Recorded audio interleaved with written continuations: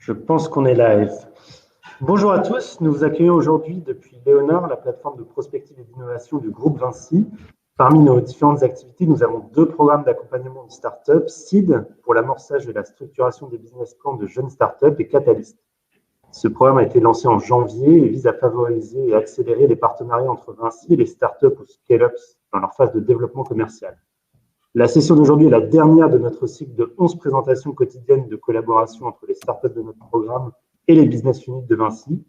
Vous pourrez retrouver chaque conférence sur la chaîne YouTube de Léonard dès lundi.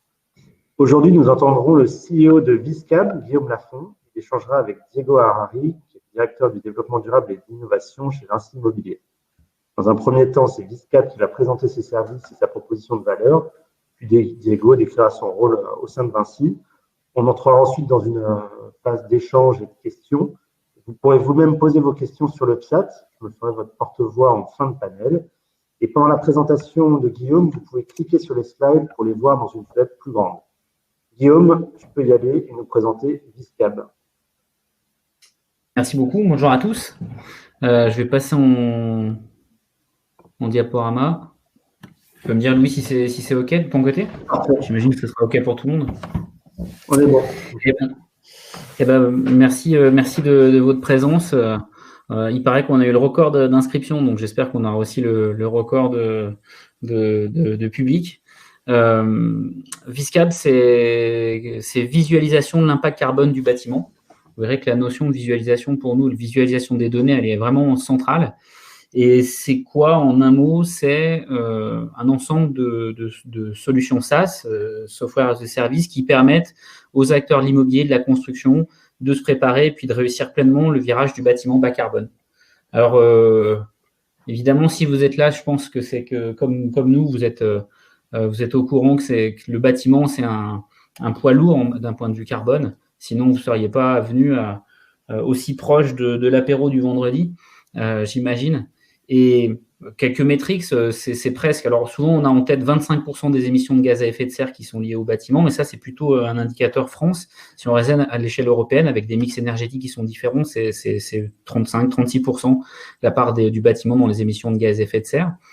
Et si on zoome directement sur ce qui va se passer dans pas longtemps en France, à l'arrivée, donc c'était prévu 31 décembre 2020, ça a été repoussé de 6 mois avec la crise sanitaire, donc 30 juin 2020, arrivée de la future réglementation bâtiment qui généralise des niveaux de performance énergétique pour le bâtiment neuf proche de ce qu'on appelle le BIPOS, le bâtiment énergie positive, mais qui introduit aussi, et c'est ça le véritable changement de paradigme, cet indicateur carbone qui va nous faire estimer, évaluer l'empreinte environnementale du bâtiment, non plus que sur l'indicateur kilowattheure, mais sur un indicateur carbone avec ces fameuses analyses de cycle de vie où on tient compte de l'empreinte environnementale de chacun des matériaux qui vont constituer le bâtiment.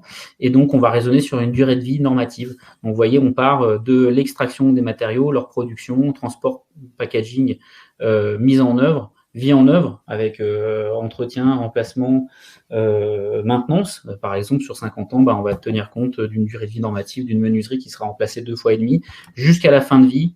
On va déconstruire, on va enfouir, on va incinérer, on va recycler. Donc, vous voyez, c'est quelque chose de très vertueux, mais le constat qu'on fait, nous, chez Viscab, c'est que tous les outils qui sont disponibles actuellement sur le marché pour permettre de faire ces fameuses analyses de cycle de vie sont inopérants parce que faits pour les experts et non pour tous les concepteurs et encore moins pour les décideurs.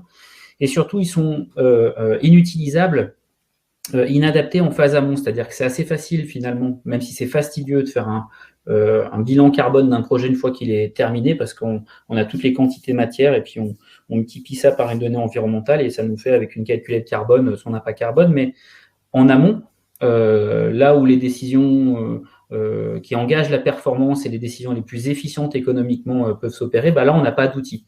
Et donc, la douleur des acteurs, quand on rencontre les praticiens, qu'ils soient décideurs ou concepteurs, c'est de dire finalement, on passe beaucoup de temps très en amont sur les phases d'offres, on a du mal à sécuriser un engagement, on a le sentiment quasi systématique que ça vient dégrader notre bilan d'OP, notre coût de construction, et que tout ça alors qu'on a envie de construire plus sobre et décarboné, a priori tout le monde est OK avec ça, ça vient complexifier, faire baisser la compétitivité de nos offres. Donc nous, c'est ce paquet de douleurs qu'on adresse chez Viscab, en rendant enfin utile et actionnable les analyses de cycle de vie bâtiment pour tout type d'acteurs. C'est à la fois les engineering, mais c'est aussi les décideurs comme des promoteurs, des bailleurs, des aménageurs qui utilisent nos outils. Pour tous les projets qui sont concernés par la réglementation 2020, enfin la future réglementation 2020 qui va rentrer donc en jeu à l'été 2021. Aujourd'hui, on adresse avec nos outils sur la partie, donc vous verrez, on a plusieurs outils sur la partie d'outils d'aide à la décision, l'habitat collectif en neuf et le bureau en neuf. On a déjà la résidence service qui est aussi dans notre ligne de mire. Et on a déjà fait un proto avec un grand bailleur social sur de la réhabilitation avec des scénarios de réemploi. Et donc, amener ce savoir-faire qualifié dès le début du processus de conception. Alors, comment est-ce qu'on fait ça? On le fait avec un des outils de la gamme Viscab qui s'appelle Viscab Explo, qui est une techno au départ qui vient de l'École Polytechnique Fédérale de Lausanne. Et donc, on va l'utiliser très en amont sur les projets, où finalement, on a peu de données pour se lancer sur un projet, pour pouvoir sécuriser la stratégie énergie-carbone d'un projet. Ce qu'on fait, c'est qu'on va partir d'une donnée assez sommaire d'un projet, parce qu'on est très early stage de programmation, de faisabilité, esquisse. On a une volumétrie. Donc, l'utilisateur se login mot de passe. Il va configurer sa volumétrie. Et l'objectif, c'est que ça tienne, en termes de timing, pas plus à 2 ou 3 minutes. Aujourd'hui, on a un catalogue de volumétrie, puis ensuite, il renseigne les caractéristiques, les tailles, etc. Et demain, on pourra directement uploader une volumétrie 3D.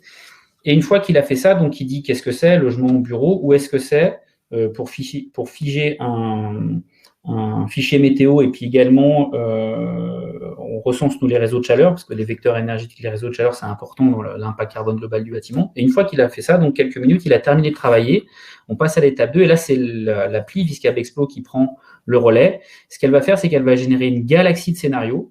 Ces scénarios sont des combinaisons de paramètres architecturaux, par exemple la porosité des façades, technique, est-ce que je construis en bois, en mix bois-béton, en béton, constructif, donc quel type de structure, technique, quel type de vecteur énergétique, voilà, jusque des lots architecturaux, quel type de revêtement de sol. Et donc, on crée ces combinaisons, et pour chacun de 20 000 scénarios qui créent ce champ des possibles, on va calculer automatiquement en 1 heure, grâce au cloud, à la puissance de calcul qui est disponible sur le cloud, un indicateur énergétique, un indicateur carbone. On a aussi d'autres indicateurs environnementaux. On va positionner aussi le label bâtiment biosourcé. Pour certains, je pense que vous le voyez passer dans des consultations, notamment conception-réalisation ou promoteur-concepteur. Et ensuite, on va restituer toute cette base de données qu'on a générée, cette base de données de simulation, sous la forme de data visualisation dans une interface qui permet à l'utilisateur d'explorer cette donnée pour bâtir cette stratégie énergie-carbone qui va être robuste techniquement, mais qui saura se payer commercialement. Donc, vous voyez, une des data visualisations, là, ce qu'on voit en bas, c'est comme une table de mixage. C'est simplement, au lieu de jouer sur les graves et les aigus, l'utilisateur, il va jouer sur les paramètres, donc très facile à configurer, comme je disais juste avant, et surtout, c'est live dans ce sens que ça permet en fait très facilement, grâce à une base de données générée par Viscab Explo sur votre projet, de projeter la performance qui va être atteignable sur votre projet d'un point de vue énergie carbone, de vous rendre compte de l'impact d'un choix que vous faites sur un paramètre sur cette performance, et voire même de visualiser immédiatement l'impact d'un choix que vous faites sur un paramètre sur les autres paramètres. Ah bah tiens, je fais du logement, je construis en béton, chaudière gaz individuel, menuiserie PVC. Par rapport à un objectif carbone que je recherche, bah, je vais me rendre compte grâce à l'appli qui va me renseigner là-dessus que peut-être, je sais pas, au niveau de votre toiture, vous ne pourrez pas avoir moins de 50% de la surface de toiture qui sera recouverte par du panneau solaire photovoltaïque. Et ça, au stade des premiers prémices du projet d'esquisse et on commence le bilan d'opération, c'est hyper essentiel de connaître ce genre de données d'entrée. Et puis, l'autre intérêt, c'est qu'on sort un peu du schéma classique on fait des réunions de maîtrise d'œuvre, maîtrise d'ouvrage ou entreprise, maîtrise d'œuvre, et on commence à poser des questions. Et puis ensuite, il faut mettre ça dans un plan de charge au niveau d'un bureau d'études qui fait un calcul, puis qui revient 8 jours après, soit en envoyant par mail un rapport PDF. Là, on est dans quelque chose qui est beaucoup plus live. On peut projeter ou mettre le laptop sur la table, chacun peut exprimer ses contraintes non négociables et bâtir collectivement des stratégies énergie carbone sur lesquelles on est aligné. Voilà, donc derrière Viscab, il y a d'autres produits SaaS. Donc là, ce que je vous ai présenté, c'est donc notre cœur d'innovation qui est Viscab Explo, qui est un outil d'aide à la décision qu'on utilise en amont. Ça va permettre de comparer des millions de scénarios. Nous, on sort des indicateurs statistiques parce qu'on a donc cette profondeur d'échantillonnage de projets qui nous permettent de faire des stats et donc de sécuriser et de garder des projets à la fois très sécurisés mais aussi flexibles parce qu'on sait qu'au début du projet, il y a encore plein de choses qui doivent se faire dans un projet. La conception et sa construction ne sont pas terminées, évidemment. Puis ça va nous donner aussi des allotissements, c'est-à-dire qu'on va être capable de dire, OK, puisqu'on veut construire en béton et en réseau de chaleur, on ne sait pas encore ce qu'on va mettre pour les revêtements de sol ou pour les menuiseries, mais on est capable de donner le budget carbone maximal qui sera imposé à Slow, peu importe ce qu'on met comme menuiserie, que ce soit PVC, bois, alu, ce que vous voulez, il ne faudra pas que ça dépasse tel poids carbone. Et ça, c'est intéressant parce que ça permet comme ça de vraiment piloter les budgets carbone. Après, on a un autre outil qui va concerner plus les ingénieries, qui s'appelle Viscab Eval, qui a un logiciel, lui, dit de calcul réglementaire, entre guillemets. Le calcul carbone n'est pas encore réglementaire, mais on avait déjà l'expérimentation plus et moins. On était agréé par le ministère dans le cadre de cette expérimentation. Là, on va passer tout le protocole d'agrément pour être un logiciel réglementaire sur le carbone, comme il y avait des logiciels réglementaires sur le calcul RT, énergétique. Et ça permet en fait d'optimiser, piloter, valider le niveau réglementaire carbone d'un projet sur les phases un peu plus en aval, à partir de la fin de l'AVP, on va dire, une fois qu'on commence à avoir une description plus fine du projet. La grosse différence entre les autres éditeurs de logiciels et nous, c'est que Viscab Eval est accessible en version light gratuitement. L'idée, c'est de pouvoir avoir une communauté utilisateur la plus large possible, que tous ceux qui veulent faire des calculs carbone sur leur projet s'y mettent. Le calcul RT, c'était quelque chose qui était très pour le bureau d'études thermiques fluides, par définition, mais en fait, nous, ce qu'on constate, on a maintenant plus de 700 utilisateurs qui font du calcul ACV, donc carbone avec Viscab Eval, c'est qu'on a un peu tout type d'acteurs. On a des entreprises générales, on a des économistes, on a des architectes, on a bien sûr des BEHQ, ça a été les premiers à venir parce que c'est eux qui faisaient des ACV bâtiments, mais vous voyez, le calcul carbone, ça va être... de mon point de vue, en tout cas, nous, c'est ce qu'on constate, ça va toucher beaucoup plus d'acteurs parce que c'est pas juste la question du BE qualité environnementale. Puis, on a aussi un autre outil qui s'appelle Viscab Dashboard qui est destiné aux grands comptes de l'immobilier et de la construction qui, eux, raisonnent à la fois projet par projet. Voilà, ils ont une opportunité commerciale, il faut y répondre, mais qui raisonnent aussi à l'échelle de la trajectoire neutralité carbone, qui sont des trajectoires neutralité carbone qui sont définies par les directions générales. Et on a vous en avez certainement entendu parler, un certain nombre de groupes immobiliers qui sont leaders et qui annoncent 2030, moins 30% d'émissions de gaz à effet de serre par mètre carré de logement livré. Et donc forcément, il faut piloter ça à l'échelle de l'ensemble de la production. Ça a aussi un impact sur le reporting extra-financier. Donc nous, on les aide à capitaliser tout ça et grâce à toute cette donnée, trouver des gisements d'économie, automatiser le reporting, faire de l'analytics et puis transmettre ces informations à une direction achat, par exemple, pour gérer tout ce qui est contrat cadre auprès des fournisseurs. Je passerai rapidement là-dessus parce que ça, je vous l'ai déjà expliqué. Donc, Viscab Explo, c'est plutôt en amont. C'est les AMO, c'est directement parfois les maîtres d'ouvrage qui sont clients de cet outil d'aide à la décision qui vont prendre un petit peu d'accompagnement par des consultants Viscab. Et puis, Viscab Eval, un petit peu plus en aval. C'est vrai pendant la conception et puis c'est vrai jusqu'au chantier puisqu'à la fin, au niveau de la livraison, il faut mettre à jour le calcul carbone. Et c'est pour ça aussi qu'on a de plus en plus d'entreprises générales qui viennent s'équiper pour faire les calculs carbone. Parce que c'est une force, elles maîtrisent tout le projet, donc elles sont capables de faire la comptabilité matière d'un projet, la comptabilité économique, donc elles ont toutes les armes pour faire la comptabilité carbone. Donc tous ces produits Eval, Explo, Dashboard, on les a mis dans des offres. Donc comme j'expliquais, l'offre light, elle est gratuite, elle permet à n'importe qui, étudiant, architecte, bureau d'études, qui veut faire un calcul ACV, de se créer un compte en 2 minutes. À partir de ce moment-là, il est dans la communauté Viscab.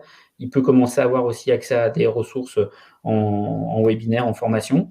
Et puis, pour ceux qui veulent passer à l'étape supérieure, il y a des abonnements premium. Vous avez toujours accès à Viscab Eval, mais avec une version complète, avec des features qui vous permettent d'accélérer et de rendre, plus facile ce travail de comptabilité, d'optimisation. Mais vous avez aussi accès à l'outil Viscab Explo de façon complète et un accès privilégié en termes de calendrier et de prix aux formations et un accompagnement possible aussi par les consultants parfois, enfin souvent, les maîtres d'ouvrage nous demandent un peu d'accompagnement pour qu'on les aide quand il n'y a pas cette compétence-là dans les équipes. Mais on a aussi des engineering qui nous demandent sur des projets qui sont un peu complexes ou un peu ambitieux qu'on vienne les baquer sur ces sujets. Et après, on a une offre qui est dédiée aux grands comptes, où là, on leur met en place des outils de façon très personnalisée, parce qu'ils ont des trajectoires de neutralité carbone et qui, comme je disais, ont besoin d'analytics, de reporting, etc. Juste un focus sur nos abonnements premium. Aujourd'hui, vous voyez, c'est un tarif qui est très accessible parce qu'on est sur 3 000 € par an quand on paye annuellement, 300 € par mois quand on paye mensuellement. Et bien évidemment, plus d'abonnements, vous avez un support qui est prioritaire quand vous êtes client premium en web assistance ou hotline. Toute une partie de ressources avec des modules de formation qui peuvent être soit standards, soit qu'on personnalise quand c'est nécessaire. Et puis ces accompagnements qu'on fait au forfait, en fait, c'est des ordres, des crédits d'heures d'accompagnement que vous consommez. Donc 3 heures, 10 heures, 30 heures. Si vous avez un projet, vous voulez qu'on vienne, on va bosser une journée et demie dessus, vous avez 30 heures. À la fin du mois, on vous dit sur quoi vous avez utilisé, quel projet, quelle action vous avez utilisé une partie de vos heures. Et puis si vous en voulez plus, vous pouvez recharger, c'est très flexible. Voilà, aujourd'hui, on a des clients, comme je vous le disais, sur toute la chaîne de valeur. C'est des plus petits BE, c'est des gros BE TCE, des promoteurs immobiliers. Comme je vous disais, avec notre équipe de consultants, on est capable de venir dans l'opérationnel. Ça, c'est vraiment essentiel sur notre marché parce que on sait qu'il n'y a pas toujours le temps nécessaire pour regarder des nouveaux logiciels, se lancer dans des projets d'innovation très structurés. Donc, par exemple, on accompagne le groupe Pichet-Legendre sur les JO 2024. C'est 14 bâtiments, on fait toute la stratégie carbone pendant le concours et maintenant on continue jusqu'à la livraison. Des entreprises générales, il y en a que vous connaissez, et des bailleurs sociaux parce que pour eux, c'est aussi, ça fait partie de leur mission d'entreprise, mais c'est aussi l'accès à des financements privilégiés. Toutes ces démarches environnementales, y compris la démarche carbone. Voilà, il y a mon mail ici, mais je le remettrai dans le chat. On a une équipe qui est principalement basée à Lyon, mais en réalité, on est maintenant, comme tout le monde, très digitalisé. Et voilà, je termine aussi par le dernier mot de la fin, c'est qu'on a bouclé une levée de fonds très récemment. Peut-être on aura l'occasion d'en parler dans la discussion auprès de la Banque des Territoires, donc Caisse des dépôts, et puis d'un gros fonds immobilier qui gère 33 milliards d'euros d'actifs immobiliers en Europe, mais qui a aussi un gros fonds permanent dédié au PropTech, Construction Tech. Donc, on a tout ce qu'il faut pour vous aider en termes de solidité et d'équipe pour accélérer votre transition carbone. Voilà. Merci Guillaume. Encore une fois, félicitations pour Oui, on t'entend pas. Ouais. Est-ce que vous m'entendez? Ouais. Là, c'est mieux. Merci Guillaume, et puis encore une fois, félicitations pour la levée de fonds. Bonjour Diego, est-ce que tu peux nous décrire ton rôle chez Vinci? Oui, bonjour à tous. Donc Diego Harari, moi je suis directeur développement durable, innovation chez Vinci Immobilier. Ça veut tout et rien dire, cette fonction. La façon dont je le décrirais, quelque part, c'est d'identifier les grandes transitions de notre société, de notre secteur à long terme, qui vont nécessairement avoir besoin d'une transformation de l'entreprise derrière pour s'aligner. Donc il y a des enjeux purement digitaux qui sont peut-être plus dans ma casquette innovation, et il y a des enjeux beaucoup plus orientés développement durable dans ma deuxième partie de casquette, tout ce qui est par exemple la crise du logement sur la partie sociale du développement durable, et après évidemment tous les sujets environnementaux. Et il est très clair, je pense qu'on va en parler longuement maintenant dans la suite de l'échange, mais que le changement climatique, le carbone, est un des éléments qui va transformer en profondeur tout le secteur du BTB, et donc évidemment les promoteurs dont je fais partie. Voilà, donc mon rôle c'est ça, c'est d'identifier ça, et ensuite derrière de mettre en place l'ensemble des choses nécessaires, que ce soit de la stratégie, de la conduite du changement, de l'open innovation, de la R&D, ce que vous voulez, pour mettre l'entreprise sur les rails de ces transformations-là. Super. Effectivement, on va prendre un peu de hauteur avant de revenir plus particulièrement sur Viscab. Donc une question pour toi, Diego. On sait que la transition énergétique, c'est un enjeu majeur pour le groupe Vinci. Est-ce que tu peux nous en dire quelques mots spécialement pour Vinci Immobilier? Ouais, tout à fait. Alors, on t'entend toujours pas très bien, Louis, mais je vais reprendre en deux mots la question. C'est est-ce que la transition énergétique, c'est important pour nous, si j'ai bien compris? Alors, d'abord, plus qu'énergétique, c'est la transition environnementale. Et d'ailleurs, je pense que Guillaume l'a dit tout à l'heure, L'énergie, on est déjà dedans depuis un moment. On a des réglementations thermiques qui se sont succédées et on a fait beaucoup de progrès ces dernières décennies, même s'il reste à en faire. Par contre, on va toucher maintenant le sujet du climat et donc il faut vraiment pas rester exclusivement sur la partie énergie et notamment la partie la plus compliquée dans la logique climat. C'est pas la composante énergétique de nos émissions de carbone, c'est la composante matériaux et donc c'est là vraiment où on rentre dans le dur des analyses de cycle de vie et de tout ce que peut faire un outil comme Viscam. Alors, juste pour comprendre un moment l'enjeu quand on parle de transition environnementale ou en tout cas sur la partie climat, parce qu'on pourrait parler aussi biodiversité, enfin il y a plein de choses là-dedans, mais si on reste vraiment sur la partie climat, on a les accords de Paris, la COP 21, dont on espère que le monde la suivra, même si pour l'instant malheureusement on n'est pas tout à fait parti sur les meilleurs rails, mais en France ça se traduit par un certain nombre d'engagements légaux, et notamment qui s'explicitent dans un document qui s'appelle la stratégie nationale bas carbone et qui va distribuer un peu les objectifs par secteur en termes de réduction des émissions de gaz à effet de serre. Et le BTP, on s'inscrit dans la gamme industrie et donc on est censé d'ici 2050 diviser par 5 nos émissions de CO2. Et donc là, on parle bien de la partie quelque part CAPEX, c'est-à-dire vraiment les émissions qu'on produit en construisant, pas forcément la consommation d'énergie de nos bâtiments demain. Donc, on est vraiment sur cette notion de matériaux. Et donc, il s'agit de diviser par 5 ces sujets-là sur l'impact carbone des matériaux qu'on met dans nos bâtiments. Et ce qui est un enjeu extrêmement difficile, un challenge très fort, puisqu'aujourd'hui, quand on voit les améliorations qu'on peut faire avec les labels E+C- par rapport aux standards, on est encore très, très loin du compte.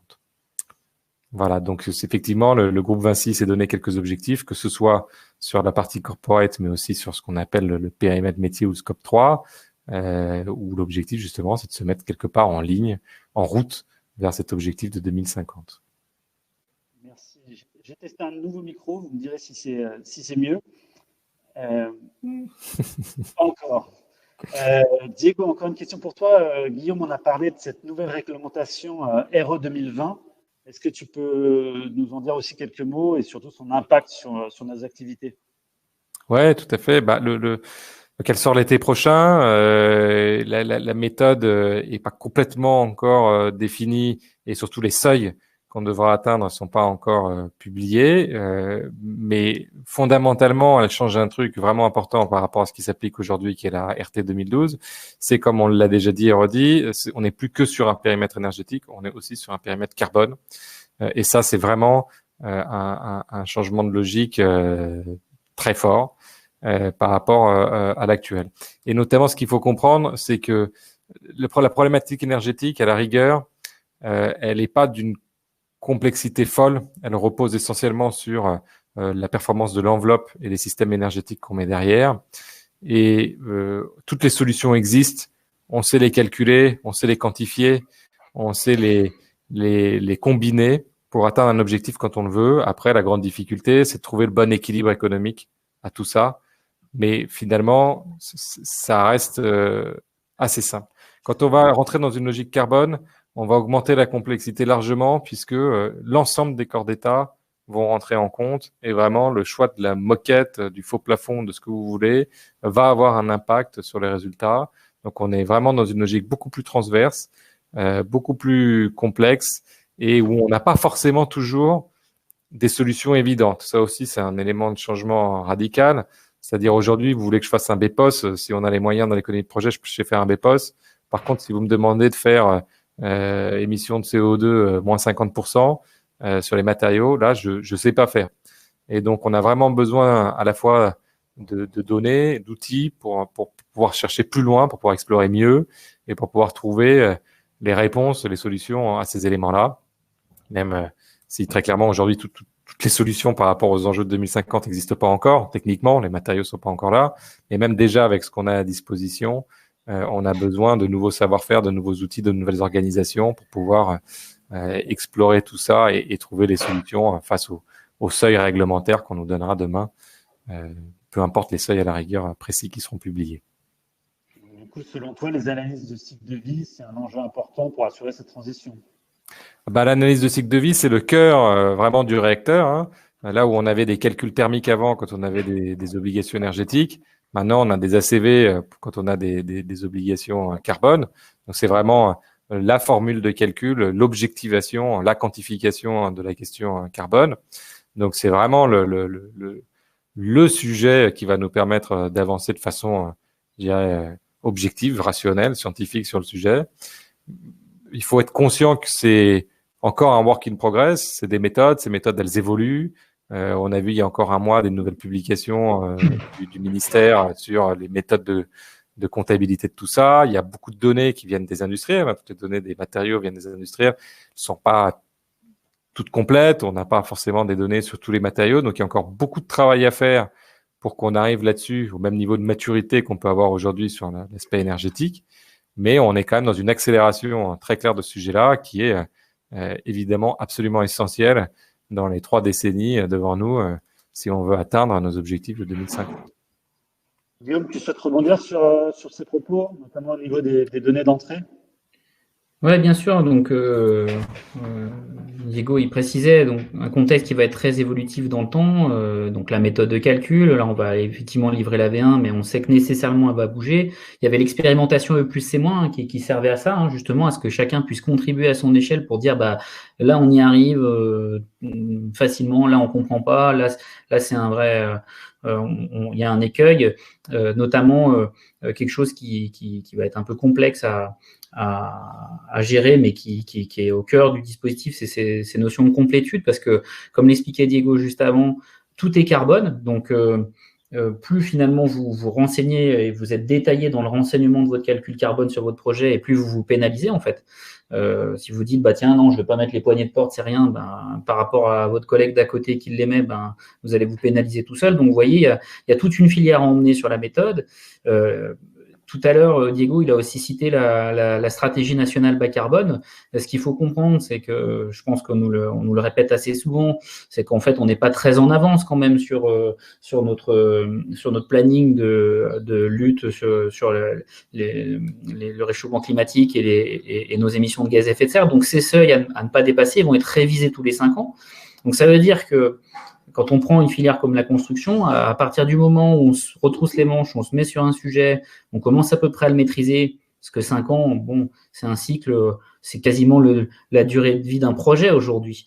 Entre le moment où vous regardez un foncier et puis le moment où vous sortez, vous le livrez. Et en fait, là, on va nous expliquer qu'en fait, tout ce qu'on a appris, c'est pas acheté à la poubelle, mais en fait, c'est plus suffisant parce que les seuils, ils viennent de rebaisser. Donc, on voit qu'en fait, on va être dans cette nécessité d'amélioration continue, pas que là dans les 12 prochains mois ou 18 prochains mois, mais c'est plutôt parti pour 25 ans, voire au-delà. Et puis aussi, très évolutif sur les données environnementales d'entrée des produits. Pourquoi ? Parce qu'aujourd'hui, on a tous le même problème, quel que soit le praticien qu'on est, où est-ce qu'on est dans la chaîne de valeur, ou qu'on soit éditeur logiciel, c'est qu'on appelle la même base de données de produits, qui est une base de données publique, qui s'appelle IGNIS. Aujourd'hui, elle couvre moi, ce que j'en comprends, à peu près 10% des références commerciales qu'il y a sur un marché. Et donc, nécessairement, elle va être amenée à évoluer de façon exponentielle, c'est tout ce qu'on souhaite. Et donc, la vérité qu'on aura sur un projet, 6 mois plus tard, bah, ça ne sera plus la même parce qu'on n'aura pas la même base de données sur les produits. Donc, tout ça, dans ce contexte, notre vision chez Viscap, c'est que le digital et les sciences de la donnée, elles ont tout le potentiel, quand on les réunit toutes les deux, ces deux axes d'innovation, tout le potentiel pour permettre aux acteurs, temps 1, de sécuriser leur démarche bas carbone, et puis temps 2, réussir à intégrer pleinement ça au quotidien dans leur business, au niveau de leurs offres, de leurs pratiques, de leurs standards.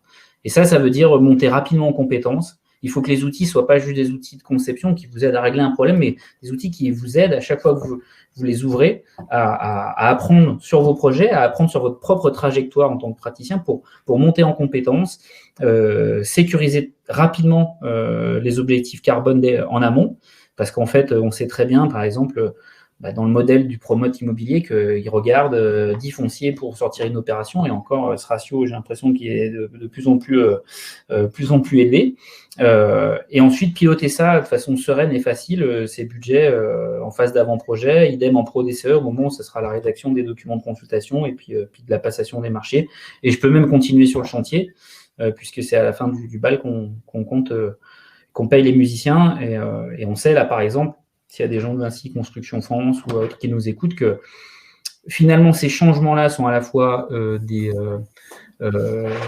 contraintes, parce qu'il faut progresser sur ces sujets, et on a d'autres sujets sur la table, évidemment, mais c'est aussi des grosses opportunités, parce que il n'y a personne de mieux, finalement, qu'une entreprise générale pour garantir une comptabilité carbone exhaustive, puisque, justement, elle est entreprise générale. Donc, c'est des contraintes, mais c'est aussi, en valorisant son engineering et capacité à vraiment maîtriser tout un projet, aussi une opportunité de business. Je vais rebondir peut-être, si tu me permets, Louis, sur ce que vient de dire Guillaume. Il y a des choses qui me paraissent importantes, je voudrais exprimer avec le point de vue du promoteur. La première, c'est que tu disais, Guillaume, qu'on va remettre à jour tous les 5 ans les seuils, effectivement, et donc quand on finit une opération, quasiment, faut tout réapprendre, c'est vrai. Mais du coup, dans une perspective d'entreprise, quand on a des centaines de projets, ce qu'on doit driver, effectivement, c'est l'apprentissage de notre société par rapport à ça. Et c'est là où on a besoin d'une vue macro aussi. Et donc, moi, je suis absolument partisan de cette vision où il ne faut pas avoir que des outils de projet, il faut aussi avoir des outils d'entreprise qui nous permettent de suivre l'évolution de l'entreprise, que ce soit parce qu'on s'est donné des objectifs quantitatifs sur lesquels on a des engagements, ou que ce soit juste pour qu'on vérifie qu'on est dans les temps en termes de progrès en interne, de capacité, de savoir-faire, de culture d'entreprise, pour pouvoir anticiper ces évolutions qui vont arriver maintenant de façon rapprochée et cyclique. La deuxième chose, on l'a dit à plusieurs reprises, c'est un élément très complexe, tout corps d'état, les solutions, elles sont plus difficiles à trouver. Et donc là où on avait une approche quelque part sur l'énergie, où aujourd'hui par rapport à l'RT12, on sait qu'on va y arriver. Donc on lance le projet, on fait comme d'habitude, et après c'est le bureau d'études techniques qui va trouver la solution. Là, c'est plus possible. Il faut dès le départ, avant de commencer à dessiner quasiment, se poser des questions de fond. Avant de faire tourner un bilan, se poser des questions de fond pour être sûr qu'on va y arriver et que quand on va rentrer dans des études approfondies, on ne sera pas coincé sur des grands éléments qui soient techniques mais liés à l'économie et sur des bilans typiquement de développement foncier ou architecturaux ou peu importe. Et donc, on a vraiment besoin de ces 3 visions, qu'elles soient très early stage dans un projet, que ce soit les études classiques détaillées ou que ce soit cette vision macro. Pour rebondir, Diego, du coup, tu penses qu'un promoteur, c'est un client ou c'est un prescripteur pour Viscab ? C'est potentiellement les deux, hein. C'est un peu ce que disait aussi Guillaume, et on voit que sa solution, elle s'adresse un peu à tout le monde, et notamment selon les briques. C'est clair que la partie d'études détaillées, la partie éval, elle est pas pour nous, ça, elle est pour les bureaux d'études. Par contre, la partie explo, elle peut être chez notre maîtrise d'œuvre, mais pourquoi pas aussi demain en interne, peut-être dans une direction centrale qui aurait un petit peu de savoir-faire technique, ou au fur et à mesure que la culture évolue, peut-être même dans les mains des opérationnels. Ça, l'avenir le dira, c'est pas très clair à ce stade-là. Et le dernier outil, celui qui suit l'entreprise dans le temps, ça très clairement, c'est pas un outil de maîtrise d'œuvre qui s'en fiche complètement d'agréger les projets. C'est vraiment un outil de promoteur. Moi, j'ai des engagements, j'ai un reporting environnemental, etc. Et donc là, je dois bien le suivre. Donc ça, c'est complètement un outil pour un maître d'ouvrage comme moi, ou un bailleur, ou tout ce genre d'acteurs. Guillaume, j'ai déjà pas mal de questions de la part de l'audience, donc je vais en poser quelques-unes. Avez-vous calculé en ACV l'impact de l'utilisation de plateformes logistiques qui mutualisent le transport des matériaux avant d'arriver sur chantier ? C'est pointu comme question, ça. Ouais, c'est technique. Non, mais en fait, tout est toujours possible si tu as les bonnes données d'entrée, le modèle. C'est plus facile. En fait, non, je vais répondre, on n'a pas fait ça. Je vais répondre aussi, oui, on est capable de le faire. Mais du coup, ça va juste me permettre de me lancer sur un truc un peu plus prospectif, mais qu'on attaque là. On ne pensait pas y aller aussi vite, mais finalement, on a nos partenaires fabricants industriels des matériaux et distributeurs de matériaux de construction. Finalement, ils sont de l'autre côté, en fait, dans le process. Vous avez d'un côté, donc, vous, prescripteurs, qui êtes concepteurs, qui êtes décideurs, vous avez des objectifs à atteindre et il faut les piloter de l'amont vers l'aval. Et de l'autre côté, on a ces industriels, fabricants et distributeurs de matériaux qui, eux, veulent valoriser la performance environnementale de leurs produits. Simplement, dans les schémas de prescription, on est un petit peu toujours en déphasage, quoi, où finalement c'est toujours 6 mois trop tôt ou 6 mois trop tard. Et ce qu'on est en train de développer, donc c'est ce qui s'appelle Viscap Product, c'est de pouvoir plugger nos outils d'aide à la décision comme Explo ou d'aide à la conception comme Eval et même de vision globale comme Dashboard avec Viscap Product qui permet justement au bon moment de pouvoir aller chercher dans l'offre des industriels ces matériaux. Et quand on discute avec les industriels, eux, ce qu'ils nous disent, bah oui, mais nous, on veut y rajouter des questions de la localisation et de la disponibilité. Parce que si tu as un matériau qui est bien sur le papier dans une base de données, mais que tu es incapable de le trouver en temps et en heure et pas trop loin de ton chantier, ça n'a pas de sens. Donc voilà, mais pour le coup, ces réflexions sont des réflexions de bon sens et on est content de pouvoir les mettre en œuvre, mais ne rentrent pas du tout dans le calcul au sens E plus C- ou RE 2020. Ça, c'est moyenné en fait. Quand tu as un industriel produit une fiche de données environnementale avec une partie de son process en Pologne, une autre en France, tout ça en moyenne, et on n'est plus sur les derniers, on va dire, kilomètres ou centaines de kilomètres de livraison du produit, quoi. Donc, mais heureusement, on ne fait pas de l'environnement que pour les normes, on le fait aussi parce qu'on y croit, et donc parfois, on peut s'intéresser à la réalité de l'impact au-delà de la valeur normative.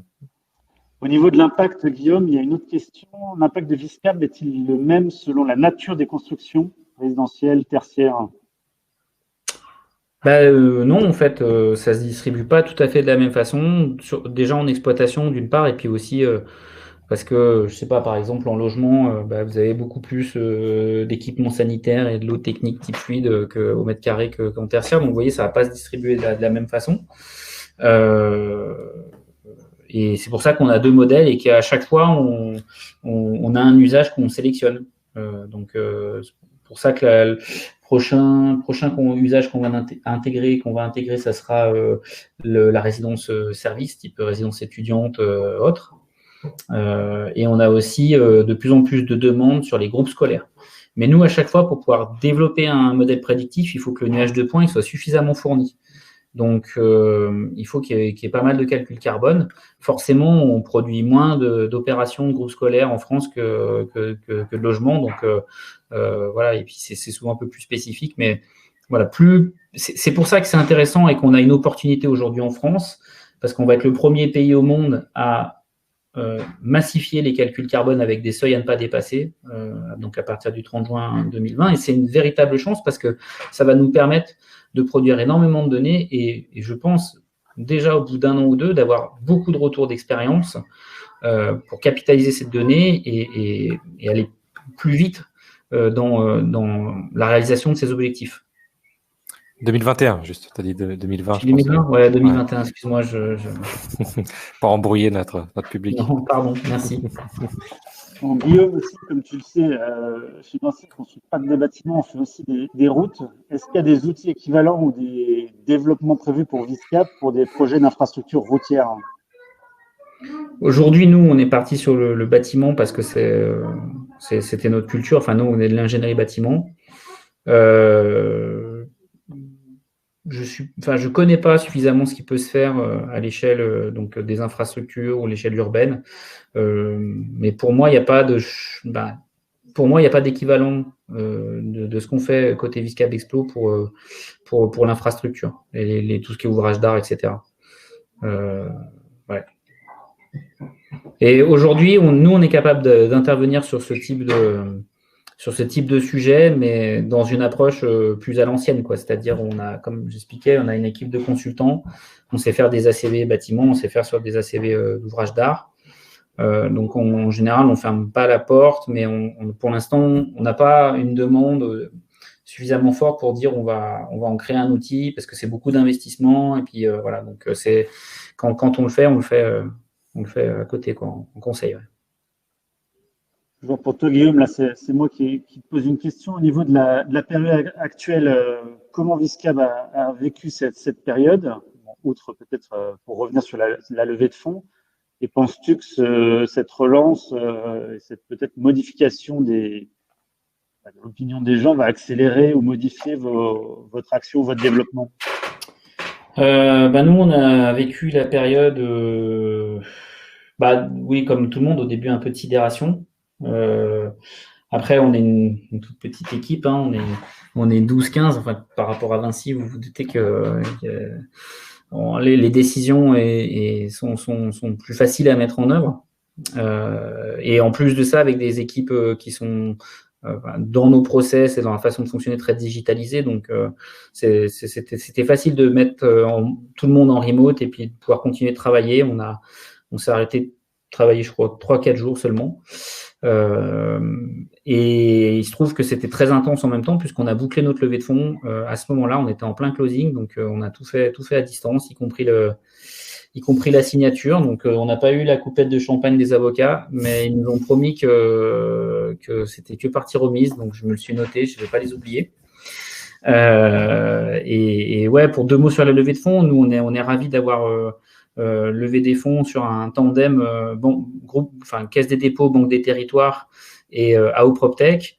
Parce que d'un côté, la Banque des territoires, comme son nom l'indique, défendent des valeurs de biens communs, d'impact positif, et aussi ils financent les grands projets d'infrastructure urbaine, le logement social, comme vous le savez. Donc pour nous, c'est des vrais door openers essentiels dans notre accélération France. Et puis AO PropTech, c'est le plus gros fonds aujourd'hui en Europe sur tout ce qui est PropTech, Construction Tech. Ils investissent aussi aux US, dans un écosystème de start-up purement PropTech, Construction Tech. Donc, on peut commencer déjà à échanger avec les autres start-up. Nous, en plus, on est très early stage par rapport à leurs investissements. Donc, ça nous permet de regarder un peu les grands frères, comment ils font. Et après, sur la suite, déjà, oui, c'est sûr que la crise qu'on a vécue, elle place la question environnementale et de la pression anthropique, etc., au cœur de nos sociétés. On voit bien qu'il y a un mouvement de fond qui s'est opéré, déjà même avant la crise, mais qui du coup bénéficie, je ne sais pas si c'est heureux ou pas, mais de quelque chose d'assez fertile. Après, il faut pouvoir concrétiser. Il faut quand même rappeler que on est toujours en train de dire, mais ça ne va pas assez vite, etc. Je partage ça, bien sûr, en tant que citoyen. Mais en même temps, la directive qui nous amène la réglementation 2020, enfin 2021 maintenant, elle date de 2010. Et elle est issue d'une frise historique réglementaire qui part depuis les années 70. Donc, toutes ces choses-là, pour les gens qui sont un peu briefés sur ces questions, on sait. La question du calcul carbone dans le bâtiment, elle n'a pas été pondue il y a 12 mois. Quand il y a des années, on dit mais non, mais comment on va faire, on ne va pas être prêt. Mais en fait, ça fait longtemps qu'on sait que ces indicateurs allaient arriver. Parce que les enjeux, ça fait longtemps qu'on les a identifiés. Donc maintenant, il faut passer à l'étape d'après. Il faut mettre en œuvre. Et c'est sûr qu'il y a toute une filière à emmener. C'est pour ça, notamment pour terminer sur le confinement, que nous, on a beaucoup travaillé au début sous la contrainte.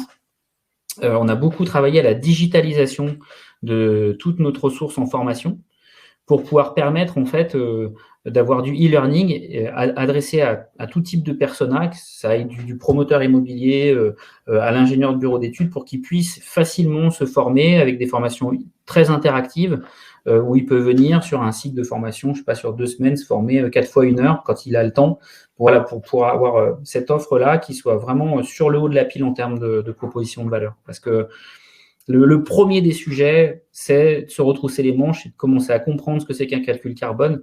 Sans ça, vous faites que survoler, vous ne pouvez pas intégrer ça à votre business, ce n'est pas possible. Donc, il faut s'y mettre. Donc, nous, on va essayer de répondre à tout notre écosystème là-dessus. Pour rebondir là-dessus, avec ces nouveaux partenaires et cette dynamique, quels sont tes objectifs dans les mois à venir?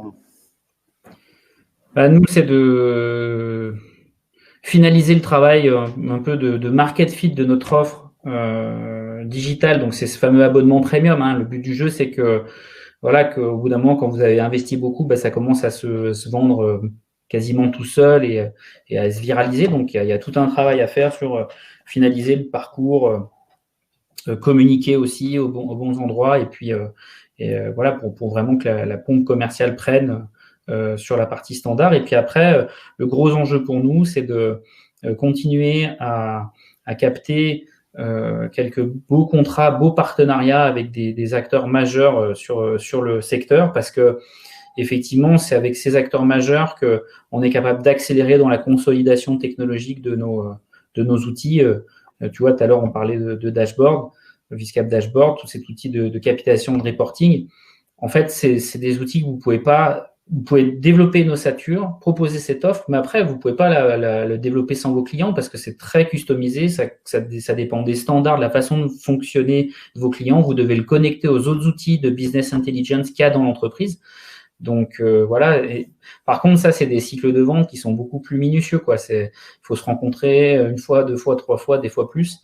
Et au bout d'un moment, il faut arriver à taper suffisamment haut dans l'organigramme pour qu'il y ait un sponsor et qu'ils disent OK, on va prendre ça sous notre aile et on va implémenter ces outils.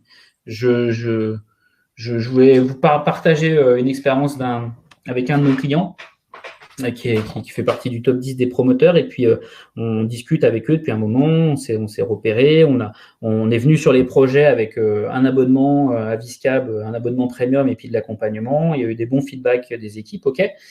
Puis à un moment donné, justement, pendant le confinement, ils nous ont interrogés sur les formations et on a proposé des formations donc, pour un promoteur immobilier et on a eu 5 ou 6 fois plus d'inscriptions que ce qu'on attendait. Donc, on a essayé, moi, j'ai rapidement essayé de comprendre ce qui se passait parce que c'était 50 personnes qui s'étaient inscrites. Et en fait, en discutant, il m'explique que là, la direction générale a décidé d'intégrer une partie du calcul du bonus annuel des collaborateurs dans le middle management, alors qu'avant, c'était plutôt pour le board et c'était très politique. Dans le middle management, il y a une partie du bonus qui est liée à la performance carbone des projets que pilote la personne. Et donc, forcément, à partir du moment où tu fais ça, tu envoies quand même le signal que oui, c'est important pour l'entreprise, à tel point que c'est dans le calcul du bonus. Et forcément, les gens, ils se disent, OK, maintenant, j'ai pas d'autre choix que de trouver les bons outils, de me former dessus pour pouvoir intégrer ça dans mon quotidien. Donc, voilà, ça c'est des signaux pour nous. Quand ça commence à mettre en œuvre ce type de pratique sur le marché, on sent que oui, l'attraction est pas très loin, quoi. En effet. Je vais attendre quelques minutes pour voir s'il y a d'autres questions de la part de l'audience. En attendant, si vous avez besoin de plus d'infos, si vous voulez contacter directement soit Guillaume, soit Diego, je vais leur demander de laisser leur mail sur le chat de l'événement. Vous pourrez les contacter. Vous pouvez aussi, après notre échange, aller sur les stands virtuels, notamment celui de Viscab, mais aussi ceux de toutes les autres startups du programme Catalyst. Il reste live pendant encore 1 heure après la fin de nos échanges. Je vais également mettre mon mail ici. Bon, a priori, je pense qu'on a été assez complet et il y a déjà eu pas mal de questions de l'audience. Diego, est-ce que tu voulais avoir un mot de conclusion ou tout est bon? Moi, je pense qu'on a fait pas mal le tour de la question.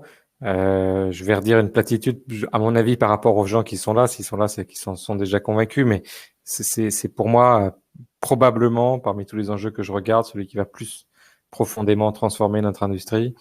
Tout professionnel de l'immobilier devrait s'intéresser à ça comme à une compétence core business de la décennie à venir. Donc, voilà, continuez à regarder des startups comme Viscab ou d'autres solutions, continuez à vous poser des questions là-dessus. Ça ne fait que commencer. Voilà mon mot de fin. Merci Diego. Merci à tous les deux. Merci à Léonard aussi. Oui, merci Léonard. C'était la dernière session de notre cycle. Donc dès lundi, toutes les sessions seront accessibles sur la chaîne YouTube de Léonard. Bonne soirée à tous et bon week-end. À bientôt. Au plaisir. Au revoir. Bye.